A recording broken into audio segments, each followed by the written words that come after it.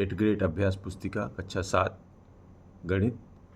और आज हम इसका विशिष्ट या परिशिष्ट चैप्टर ले रहे हैं, जिसमें गणित की वैकल्पिक विधियां M701 पर काम किया गया है।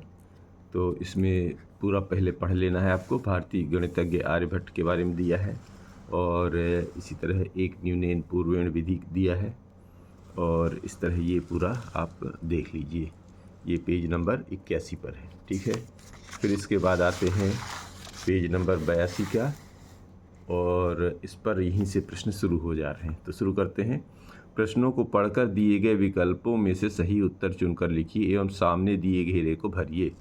तो एक आयत के विकर्ण पर बने वर्ग का क्षेत्रफल क्या होता है? तो ये जो है एक पाइथागोरस प्रमेय, जिसे बोधोयन प्रमेय भी बोलते हैं, वो उसी के बारे में बताया गया है कि आयत की दोनों भुजाओं पर बने वर्गों के क्षेत्रफल के योग के बराबर होता है। तो ये कहाँ पर है? डी में। तो आयत के विकर्ण पर बने वर्ग का क्षेत्रफल किसके बराबर होता है? आयत की दोनों भुजाओं पर बने वर्गों के क्षेत्रफल के योग के बराबर होता है। ये बोधायन प्रमेय के नाम से यहाँ पर जाना जाता है भारत में। वैसे है तो पाइथागोरसी। तो ये यहाँ पर डी पे आप गोला लगा लीजिए। फिर ये 53 गुणे 57 का हल। तो ये तो अभी आप सीधे सीधे गुणा कर लीजिए, नहीं तो इसका वो एक न्यूनयन पूर्णयन से भी हल कर सकते हैं, ठीक है ना। ये विशिष्ट विधि से एक है, अभी आगे सब लेंगे। इसको वैकल्पिक विधि के नाम से हल किया जाता है। तो आप पहले तो जैसा बने वैसा हल करके देख लीजिए। तो ये आएगा, इसका मान 3021 यानी 3021। ये सी पे है तो सील भी लगा लीजिए। फिर इसी का तीसरा है कि 63 गुणे 9। ये एक न्यूनयन पूर्वेण से लगाते हैं इसको। तो एक कम कर लेते हैं, है ना। और या भी तो सीधे सीधे गुणा कर लीजिए। 9 तिरिक 27 और 9 छक्का 54 और 2 56। तो ये इधर निकल आया। ये भी इसी तरह हल कर लीजिए। पहले यहाँ तक तो आप पहले सीधे हल कर लीजिए, फिर यहाँ पर समझाते हैं आप। तो 304 गुणे 306 को हल करने पर इतना आता है 930 24 यानी 93,024। ये डी में है, तो इसको हल कर लीजिए, गोला लगा लीजिए। अब पाई का मान कितना होता है? पाई का मान 3.14 होता है। ये पहले से हम लोग पढ़ चुके हैं पिछले अध्यायों में। अब यहाँ से अब समझने वाली बात शुरू होती है, जो एक न्यूनयन पूर्वेण विधि का प्रयोग करते हुए हल करिए।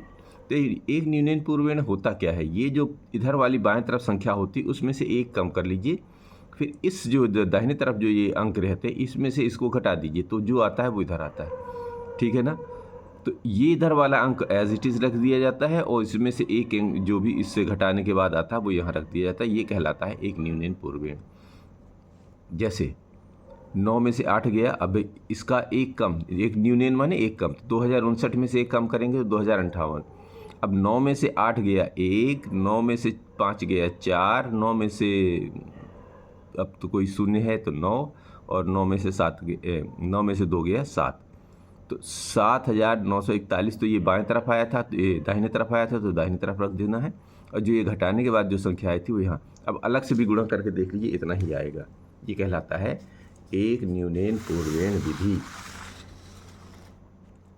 फिर आते हैं एक 7वां प्रश्न कि 7,983 में गुणा करना है 9,999 का। ये भी एक न्यूनयन पूर्वेण विधि। अब 7,983 में से एक न्यून कर दिया, न्यून माने कम कर दिया, तो ये आ गया 7,982। अब ये 9,999 में से क्रम से घटाना शुरू करिए। तो 9 में से 2 गया 7, 9 में से 8 गया 1, 9 में से 9 गया 0, और 9 में से 7 गया 2। तो ये तो बाएं तरफ का पक्ष हो गया, तो बाएं तरफ रख दिया, और दाहिने तरफ का पक्ष जो आया वो यहाँ रख दिया, और ये को सारे एक साथ रख दिए। तो ये बन गया हमारा गुणा, एक न्यूनयन पूर्वेण विधि से गुणा हो गया। अब वैकल्पिक विधि यहाँ शुरू हो रही है कि 86 में 84 को वैकल्पिक विधि का प्रयोग करते हुए हल कीजिए। तो देखो इसको कैसे हल किया जाता है। जो उत्तर का बायां भाग होता है तो दहाई इकाई और दहाई होता है। तो जो दहाई होती है, दहाई गुणे दहाई का एकाधिक, यानी जो दहाई में क्या लिखा हुआ है, दहाई में 8 लिखा हुआ है, तो दहाई ले लीजिए कोई एक, और उसका एकाधिक माने उससे एक आगे, तो दहाई में 8 तो एकाधिक उसके एक आगे हो गया 9, तो 8 9 72, तो ये आ जाएगा बायां भाग। यानी कि इस तरफ अब लिखेंगे बाएं तरफ। अब दाहिना भाग क्या होता है, जो इकाई रहती है, दहाई दहाई से तो ले लिया, दहाई दहाई के इकाई, इनका इकाई में इकाई का गुणा, इकाई में क्या है इधर 6 है इधर 4, तो 6 और 4 का गुणा 24। तो बाएं तरफ क्या निकल आया था, पहले इसको लिख लीजिए ये, और बाएं तरफ जो है 72 आया है और दाहिने तरफ आया 24, क्योंकि 2 अंक था तो दो अंक बनाने हैं। तो 7224 ये इसका वैकल्पिक विधि से गुणा हो गया। अलग से भी करके देखेंगे इतना ही आएगा, ठीक है ना। तो ये वैकल्पिक विधि से हल करना। अब यहाँ पर देखिए 67 गुणे 63 को वैकल्पिक विधि का प्रयोग करते हुए हल कीजिए। तो उत्तर का जो बायां भाग है वो देखिए, दहाई में कितना है, इकाई दहाई, दहाई में 6 है, तो 6 और 6 का एकाधिक, तो दहाई में 6 है और 6 का एकाधिक है 7, यानी 6 में 7 का गुणा करेंगे 42, और इकाई भाग में क्या जाएगा, इकाई का इकाई से गुणा, यानी 7 का 3 में 7 त्रिक 21, तो बाएं तरफ रख दीजिए 42 और दाहिने तरफ 41, यानी 67 गुणे 63 का आ गया 42 41। ये हो जाएगा हमारा वैकल्पिक विधि से हल। 10वां देख लीजिए इसका। 10वें में दिया हुआ है कि 105 गुणे 105 का हल। अब आपकी बार 3 अंक है तो 100 आधार मानकर वैकल्पिक विधि का प्रयोग करते हुए हल कीजिए। वैकल्पिक विधि देखो क्या है।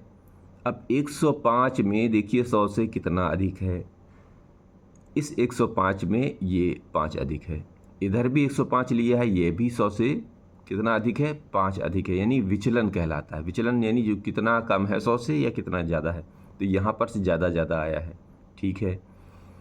तो क्या किया जाता है, इधर वाले को जोड़ देते हैं, 5 5 10, ये सीधा सीधा नहीं, ऐसे नहीं जोड़ते हैं, इधर वाला चाहे अंक ले लीजिए तो जोड़ दीजिए, चाहे इधर वाला लेके इधर जोड़ दीजिए, तो ये आ जाएगा 110।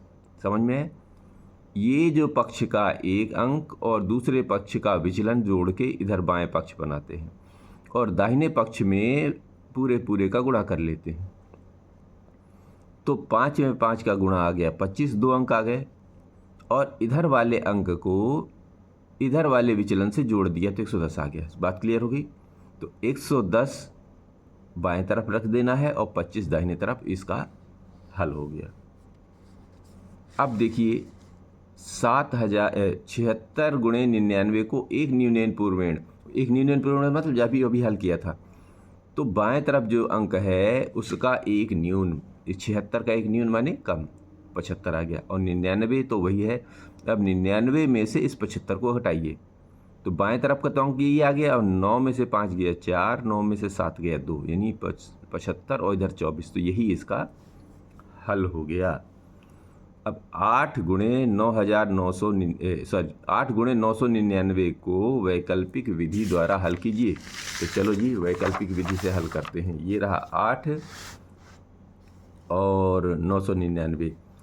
तो वैकल्पिक विधि में क्या किया जाता है, बाएं पक्ष को एक कम कर देते हैं, ठीक है, और इससे इसका घटा देते हैं। कैसे, 9 में से 8 गया, 9 में से 7 गया 2, अब ये 9, तो यहाँ पर आ गया 7 और यहाँ पे 9 9 2, ये हल हो गया। अगला प्रश्न है 38 गुणे 99 को वैकल्पिक विधि द्वारा हल कीजिए। तो वही हल कर दीजिए, इसमें भी इससे एक कम, और चूंकि देखिए जब भी 9 आएगा तो वैकल्पिक विधि क्या होगी, एक न्यूनयन पूर्वेण ही रहेगी। तो इससे एक कम किया, ये आ गया 37, और इस 99 में से 37 घटाना है। 9 में से 7 गया 2, 9 में से 3 गया 6, इधर का पक्ष आया 37, इधर का पक्ष आया 62, और 3762 बन गया। 14वां देखिए, 14वां कह रहे हैं कि 1004 गुणे 1008 को आधार के निकट विधि का प्रयोग करते हुए हल कीजिए। विधि के चरण लिखिए। देखिए इसमें स्पष्ट कर दिया कि आधार के निकट नहीं, विचलन बनाना है आपको। तो 1000 आधार है तो उसका विचलन कितना हो गया, ज़्यादा कितना होगा, 4 होगा, लेकिन अंक 3 है आधार में, 0 3 होते हैं ना, तो 3 अंक में आप विचलन लिखेंगे। 1008 में है तो इसमें भी विचलन कितना हो जाएगा, 8 ज़्यादा होगा। अब क्या किया जाता है, चाहे इधर का विचलन आधार वो संख्या ले लो, इधर का विचलन जोड़ दो, चाहे ये संख्या लेके इधर का विचलन जोड़ दो, ये अंक आएगा। ठीक है, जैसे 1008 में जोड़ा 4 तो 1012, या 1004 में 8 जोड़ा तो 1012, बात समझ में। और इधर वाले का गुणा किया जाता है तो 8 चौके 32, लेकिन अंक कितने रखने हैं, 3, क्योंकि विचलन 3 अंक में लिखा है हमने, तो ये 3 अंक बनाने के लिए शून्य भी लगा के 32 बनाएंगे। ये बात क्लियर हो गई। अब कि ये क्या हो, इनको पहले ये पूरा ये लिख दिया, नहीं ये वाला अंक लिख के, अब इधर क्या आया था, बाएं तरफ ये आया था 1012 और दाएं तरफ आया था 032, यानी इनका गुणनफल इतना आया। अब इसका जो है चरण लिखना है, तो सबसे पहले क्या किया, आधार 1000 है, अतः दाएं भाग में 3 अंक होंगे, तो एक धन 3 अंक में आया और इधर भी 3 अंक में विचलन आ गया। ठीक है, अब उत्तर का दाहिना भाग क्या होता है, दाहिना भाग के लिए विचलनों का गुणा, यानी इधर के विचलनों का गुणा कर दीजिए तो ये आ जाएगा। और बाएं भाग में क्या आता है, कोई भी एक संख्या ले लीजिए, दूसरी का विचलन, ये संख्या ले लीजिए चाहे इसका विचलन, ये आ जाएगा, और दोनों को मिला के रख दिया। ये हो गया हमारा हल।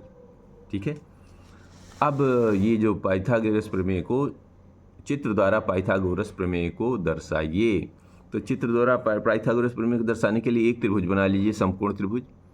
समकोण त्रिभुज में जो बड़ी भुजा का वर्ग अर्थात कर्ण का वर्ग बनेगा, उस पर जो कर्ण है उस पर एक उतनी ही लंबाई चौड़ाई का वर्ग बनाइए। आधार पर भी उतनी ही लंबाई चौड़ाई का बना लीजिए वर्ग, और इसका भी वर्ग बना लीजिए। तो पाइथागोरस प्रमेय क्या कहती है, कर्ण का वर्ग बराबर आधार का वर्ग धन लंब का वर्ग। अब इन पे कोई, ये तो दर्शाने के लिए अगर साबित करना का होता तो इसे लिख के भी साबित कर सकते थे कि इसका वर्ग बराबर इसके वर्ग बराबर इन दोनों के वर्गों का योग। तो अभी तो केवल दर्शाने भर के लिए दिया था, तो इसका मान भी लिख दीजिए कि पी क्यू का वर्ग बराबर पी आर के वर्ग और क्यू आर के वर्ग के बराबर है। आप ए बी सी ये एलिमेंट भी लिख सकते हैं। तो केवल दर्शाने के लिए केवल इतना ही दर्शाना था। तो इस तरह ये हमारी परिशिष्ट प्रश्नावली समाप्त होती है।